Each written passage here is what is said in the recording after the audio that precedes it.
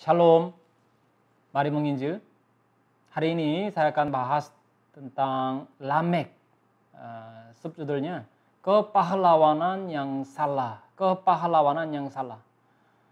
Pertanyaannya, saudara-saudara, sosok yang seperti apakah Hawa yang Allah berikan kepada Adam?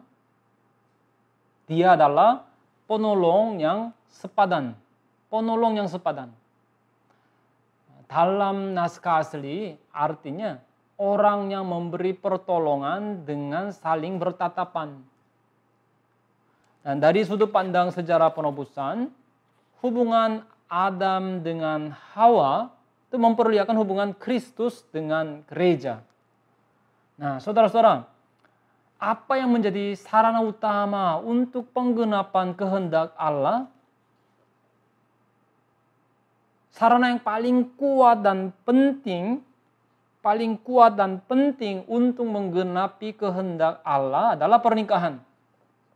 Maka sebelum umat Israel masuk ke tanah Kanaan pun bagi mereka ditekankan apa? Jangan menikah dengan orang kafir. Ulangan pasal 7 ayat 3 sampai 4. Kenapa saudara-saudara? Karena dengan begitu otomatis akan menjadi menyembah Allah asing. Nah, setan tahu dengan baik rahasia demikian. Maka setan berusaha untuk menjatuhkan pernikahan yang ilahi. Usaha setan yang demikian tampak lewat Lamek dari garis keturunan Kain. Lamek mengambil 2 istri. Dan inilah yang menjadi asal mula poligami. Kejadian 4 ayat 19. Kejadian 4 ayat 19. Lamek mengambil istri dan 2 orang. Lamek mengambil istri 2 orang. Yang satu namanya Ada, yang lain Zillah. Setelah membunuh orang, Lamek pulang ke rumah, lalu membanggakan itu di depan 2 istrinya. Melihat tindakan ini, jelas bahwa ia diliputi oleh rasa kepahlawanan yang salah. Hari ini kita akan fokus melihat kepada 2 istri Lamek dan anak-anaknya. Kepahlawanan yang salah dari Lamek itu tampak lewat 2 istri dan anak-anaknya. Jadi 2 orang yang namanya 2 istrinya Ada, yang lain Zillah. Yang pertama Ada, istri pertama, dan 2 anak lelakinya Yabal dan Jubal. Satu yang pertama, yang poin 1 Ada. Artinya orang yang menghiasi diri atau orang yang merias diri atau cahaya. Nah, salah satu nama di kemudian hari, salah satu nama istri Esau pun adalah Ada. Kejadian 36 ayat 2 dan 4. Istri pertama Lamek, ia mendandani penampilannya dengan mewah, dengan pakaian, kosmetik, aksesoris, rumah, serta mobil yang bagus-bagus. Ia mencurahkan seluruh waktunya untuk mendandani tubuhnya. Mungkin ketika Ada mendengar kata-kata seperti ini, dia sangat sensitif. Ya.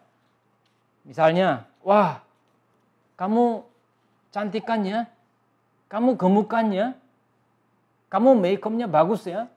Atau kamu tembemnya, lalu pakai eyeliner, merapikan alis, serta memakai lip gloss, memakai catok, pakai hair gel, juga terus mikirin pakai apa ya.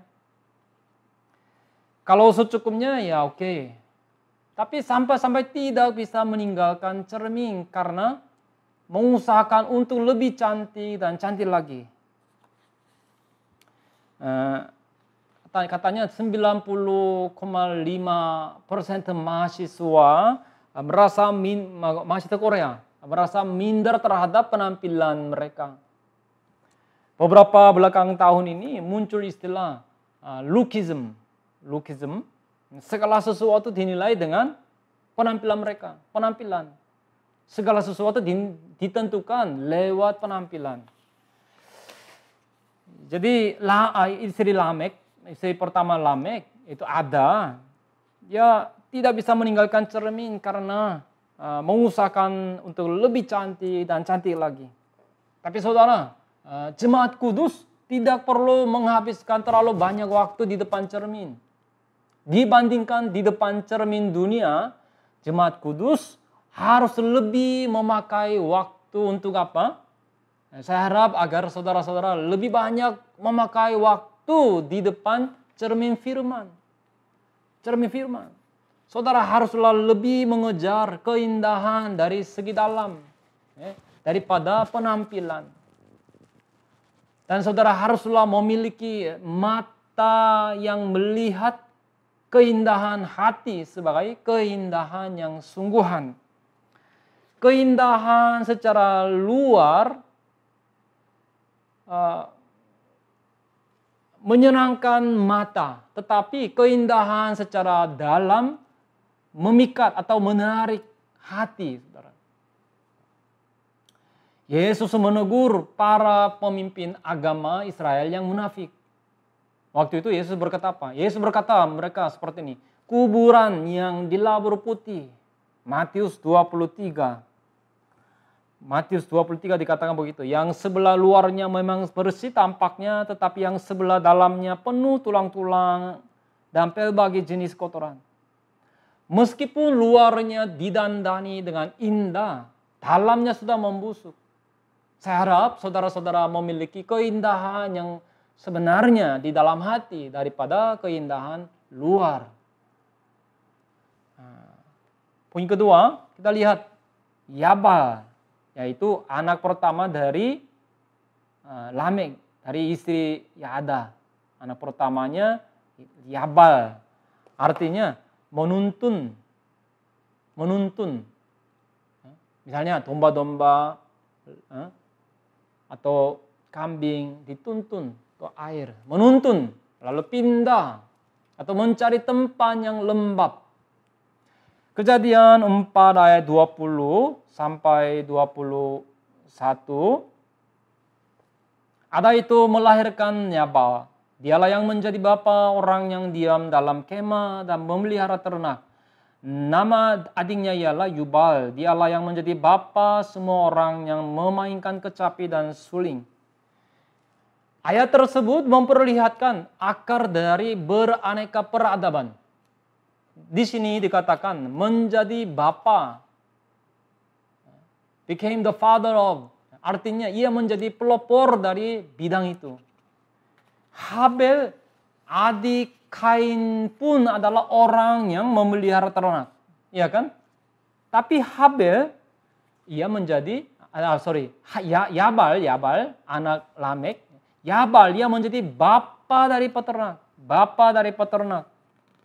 Nah, di sini ternak ini mikne, bukannya bahasa Ibraninya behema, yaitu ternak dan juga binatang liar seperti Keluaran 9 ayat 9, atau chon, bahasa Ibrani chon, ternak kecil seperti domba, kambing seperti Kejadian 4 ayat 2, atau beir, binatang liar, Keluaran 22 ayat 5. Bukan seperti itu, dikatakan di sini apa? Mikne, yaitu ternak yang menunjuk pada binatang yang dapat dipelihara di rumah, yang dapat diperjualbelikan. Nah, dari kata mikne itu, akar katanya itu kana. Kana artinya memperoleh, mendapat gain, take, memperoleh, mendapat, atau menciptakan, menjadikan gitu ya. Nah, dari situ berkembang juga mikna, artinya purchase, barang dagangan, barang yang dibeli gitu. Nah, jadi di zaman itu ternak merupakan harta. Ternak itu sendiri langsung itu harta. Itu langsung uang gitu. Jadi Yabal adalah pedagang pertama atau bisnismen pertama dalam sejarah. Ialah yang mula-mula memperjualkan ternak dan mendapat uang. Nah di zaman itu bukan hanya 1-2 orang yang beternak. Dan Yabal berkeliling untuk mencari tempat yang lembab. Dan ia dapat mengumpulkan cukup banyak uang sehingga menikmati kelimpahan secara materi. Tapi masalahnya, kekayaan itu hanya untuk mengisi hawa nafsu manusiawi saja. Nah inilah Yabal. Sekarang kita lihat poin ketiga, Yubal. Yubal, anak dari istri Ada, anak keduanya itu Yubal. Artinya bunyi atau musik. Kecapi dan seruling berarti alat musik petik dan alat musik tiup di zaman sekarang ini. Jadi seruling itu zaman dulu saudara, semua alat musik yang dibuat dari bambu, ya, seperti seruling atau flute dan sebagainya. Ini semua seruling. Nah, coba kita perhatikan seruling ini. Dan kan Yubal ini, anak Lamek ini, Yubal dia tangkas dalam mau bermain alat musik itu. Dan sense musiknya itu sangat hebat. Sehingga dia membuat alat musik maupun memainkannya. Nah bakat demikian, jika bisa dipakai dengan benar akan bagus. Tapi itu tidak menjadi musik yang benar yang memuji Allah. Musik mereka hanyalah untuk kesenangan dan kenikmatan daging saja. Coba saudara kita perhatikan seruling. Bahasa Ibraninya adalah ugabu. Akar katanya agabu. Agabu artinya yang berarti tenggelam dalam cinta birahi. Cinta birahi.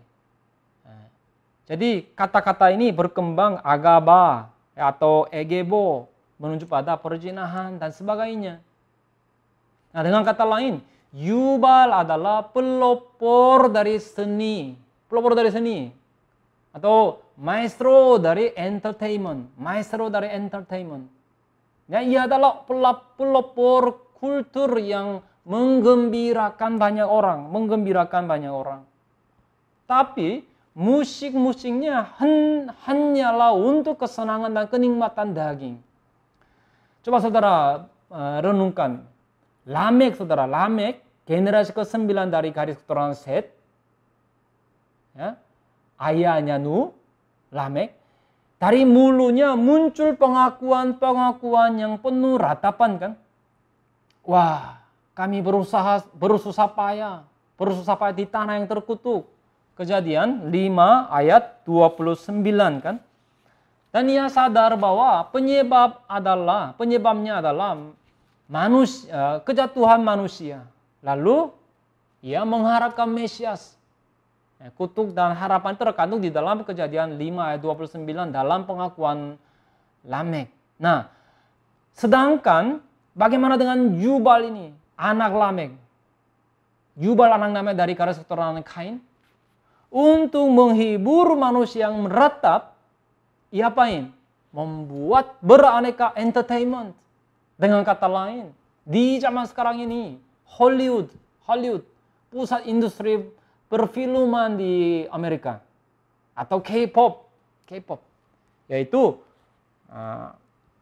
musik tren yang sangat populer di seluruh dunia. Selain itu ada istilahnya demam Korean Wave kan, demam Korean Wave yang mencakup film, makanan, kosmetik, makanan, dan pariwisata, dan sebagainya. Maksud saya bukannya hal-hal itu tidak baik. Tapi maksudnya haruslah dipakai untuk kemuliaan Allah. Dikatakan di Yesaya 5 ayat 12, kecapi dan gambus, rebana dan suling, serta anggur terhadap dalam perjamuan-perjamuan mereka. Tetapi pekerjaan Tuhan tidak dipandangnya dan pekerjaan Tuhan tidak dilihatnya. Ya. Jadi ibaratnya dalam ibadah ada beraneka musik, menari-nari, pujian yang luar biasa. Tetapi firman Tuhan tidak ada. Yesaya 29 ayat 13. Jadi alat musik itu yang dibuat Yubal itu adalah alat musik untuk mengisi kehampaan atau kesenangan diri mereka yang telah meninggalkan Allah. Bukan untuk memuliakan Allah. Nah, seringkali hal-hal itu tadi, segala hal itu ya, tren-tren dunia itu, seringkali hal-hal itu hanya dikejar demi kemuliaan diri dan popularitas diri. Juga menimbulkan tren yang tidak baik, yang bertentangan dengan ajaran Kristen. Nah, itulah masalah. Yang kedua, kita lihat Zillah. Nah, Zillah, istri keduanya Zillah. Zillah. Nah, yang pertama Tubal Kain. Anak perempuannya Naamah. Nah, kita lihat poin 1, Zillah. Poin 1, Zillah. Arti namanya naungan, bayangan, bayang-bayang, perlindungan, bayang-bayang perlindungan. Zillah selalu menaungi atau menudungi sehingga sesuatu menjadi tampak menyeramkan atau membuat kecurangan menjadi tersembunyi. Dengan memiliki hawa nafsu yang tak terduga atau menyimpang, ya hendak melakukan perbuatan yang lebih dari yang sepantasnya dan ingin menerima perlindungan dari siapa saja. Perlindungan yang sejati bagi jemaat kudus adalah siapa? Adalah apa? Itu adalah di bawah naungan sayap Allah. Mazmur 121 ayat 5. Tuhanlah penjagamu, Tuhanlah naunganmu. Tuhanlah naunganmu, saudara. Jelaskan Tuhanlah naunganmu, saudara-saudara, di sebelah tangan kananmu. Mazmur 91 ayat 1 dikatakan, orang yang duduk dalam lindungan yang maha tinggi dan bermalam dalam naungan yang maha kuasa. Dan juga Mazmur 63 ayat 8, sungguh engkau telah menjadi pertolonganku dan dalam naungan sayapmu aku bersorak-sorai. Sebagai referensi, Mazmur 17 ayat 8, 36 ayat 7, 57 ayat 1. Lalu arti nama selain tadi arti naungan itu, Zillah artinya berdenting. Zillah berasal dari akar kata cel. Itu berarti lonceng yang berdenting, ting gitu. Lonceng yang berdenting. Ini menunjuk pada suara yang manis terhadap lawan jenis. Melihat dua arti yang demikian, naungan, ya, kemudian suara yang manis gitu, terdenting. Zillah itu perempuan yang seperti apa? Itu istri adalah sosok yang memberi apa? Memberi pertolongan sambil bertatapan dengan suaminya kan? Kalau begitu saudara, sudah sewajarnya istri memberikan perkataan yang benar jika ada yang salah pada suami. Tapi bagaimana dengan Zillah? Ya hanya menyenangkan telinga suaminya dengan perkataan yang enak didengar. Yaitu ia adalah perempuan yang memiliki hawa nafsu yang menimpang, yang pintar menjilat. Ketika Lamekh membunuh orang dan pulang ke rumah, ia membanggakan itu di depan istri-istrinya kan. Saat itu sesuai dengan arti namanya, Zillah memuji suaminya bahwa suaminya adalah yang terhebat. Nah ini Zillah. Poin kedua, kita lihat anak Zillah, Tubal Kain. Kejadian 4 ayat 22. Zillah juga melahirkan anak yakni Tubal Kain, bapa semua tukang tembaga dan tukang besi. Adik perempuan Tubal Kain ialah Naamah. Nah kita lihat Tubal Kain, Tubal artinya meluap-luap, berkembang biak, atau berlari. Cepat berlari. Ditambah Kain, itu Tubal Kain. Jadi pada namanya terkandunglah nama Kain, nenek moyang mereka yang hebat gitu. Kain kan paling tinggi.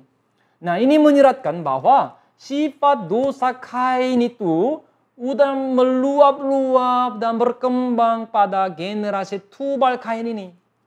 Sifat dosa yang mengalir di garis keturunan Kain telah memuncak pada zaman Tubal Kain. Tubal meluap-luap Kain itu. Tubal Kain. Yaitu pada Tubal Kain, bakat Kain itu memekar. Meskipun ia saudara lain ibu dengan Yabal dan Jubal, Tubal Kain pun kan tetap adalah keturunan Kain.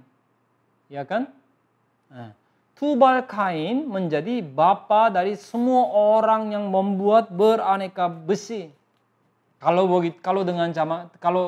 dengan istilah zaman sekarang, ia telah mencapai teknologi yang tinggi. Yaitu ia meraih ilmu pengetahuan untuk dapat membuat dan menyediakan hal-hal yang dibutuhkan manusia. Dan ia mengembangkan senjata tercanggih sehingga kemampuan militer negaranya menjadi kuat. Kalau teknologi berkembang, dengan itu bisa memiliki kekuatan yang sangat hebat kan saudara? Atau pekerjaan-pekerjaan menjadi bisa diselesaikan dengan sangat cepat. Nah, masalahnya teknologi itu bukan dipakai untuk peralatan pertanian, tetapi dipakai untuk apa? Itu dipakai sebagai alat untuk membunuh oleh ayahnya. Nah, Tubal Kain bersifat materialis, kreatif, juga militan, gemar berperang, dan sangat penuh persaingan. Nah, pertanyaannya, apa tujuan Kain membangun kota Henok? Kain hendak merdeka dari campur tangan Allah. Akhirnya Henok itu didedikasikan untuk kesuksesan humanistik kaum keluarga sendiri. Nah, ketidakpercayaan demikian telah memuncak pada zaman Lamek lewat anak-anak. Lamek mengembangkan peradaban dan memperluas kuasa humanistiknya. Tetapi akhirnya itu menjadi tindakan yang melawan Allah. Nah, poin ketiga, kita lihat nama. Nah, adik Tubal Kain itu nama. Dari istri kedua Zillah, anaknya Nama. Artinya menyenangkan, manis, cantik, atau sangat menyolok gitu ya. Arti namanya nyambung dengan arti nama ibunya, yaitu Zillah. Nama adalah perempuan yang cukup untuk menimbulkan godaan seksual. Meskipun ia adalah perempuan, tetapi namanya masuk dalam silsilah. Nah, di dalam silsilah sebelum air banu, ada 4 orang perempuan yang disebutkan, yaitu siapa? Hawa, Ada, Zillah, lalu Nama ini. Jadi Nama itu salah satu perempuan yang muncul dalam silsilah sebelum air bah. Nah, itu adalah karena ia adalah tokoh yang sangat menyolok, unggul. Tetapi unggul dari segi mana? Bukannya unggul dari segi keindahan dalam karena menerima kasih karunia, tapi unggul dari segi nafsu birahi dan kesenangan. Sebelum kejatuhan, Hawa adalah perempuan yang paling cantik, yang memiliki keindahan segi dalam.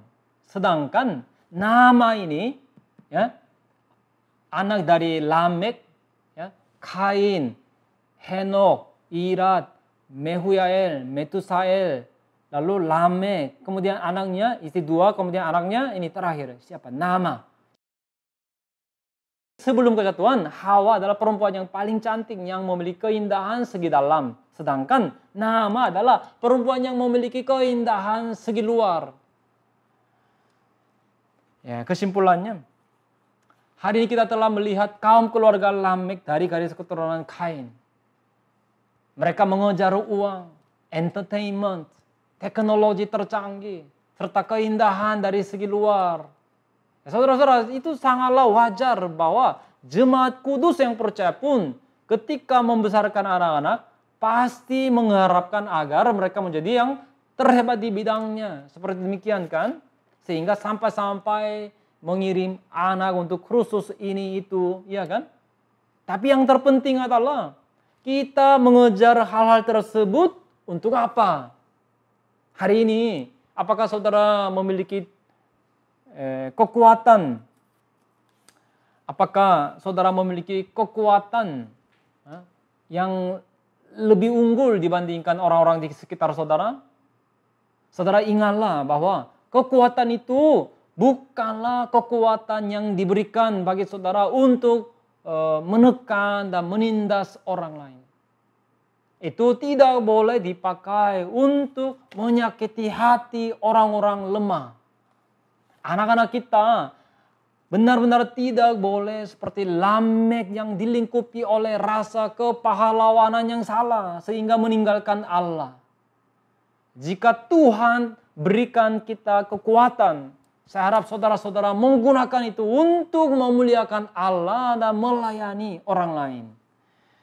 Dunia ini terus membujuk orang-orang untuk memiliki rasa kepahlawanan yang manusiawi. Tetapi kita jemaat kudus yang percaya adalah orang-orang yang hidup hanya demi kemuliaan Allah. 1 Korintus 15 ayat 51.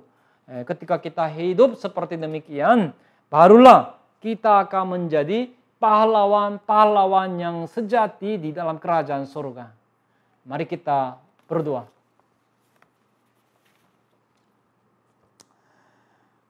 Allah Bapa, hari ini kami telah membahas tentang keluarga Lamek dari garis keturunan Kain. Kiranya kami tidak menjadi seperti Ada istri Lamek dan anak-anaknya dan juga Zila dan anak-anaknya. Tolong agar kami tidak dilingkupi oleh rasa kepahlawanan yang salah, tetapi hanya hidup demi kemuliaan Allah Bapa. Izinkan agar kami tidak hanya mengejar keindahan dari segi luar, tetapi memiliki keindahan segi dalam. Dengan meninggikan nama Yesus Kristus, kami panjatkan doa syukur ini kepadamu. Amin. Tuhan memberkati.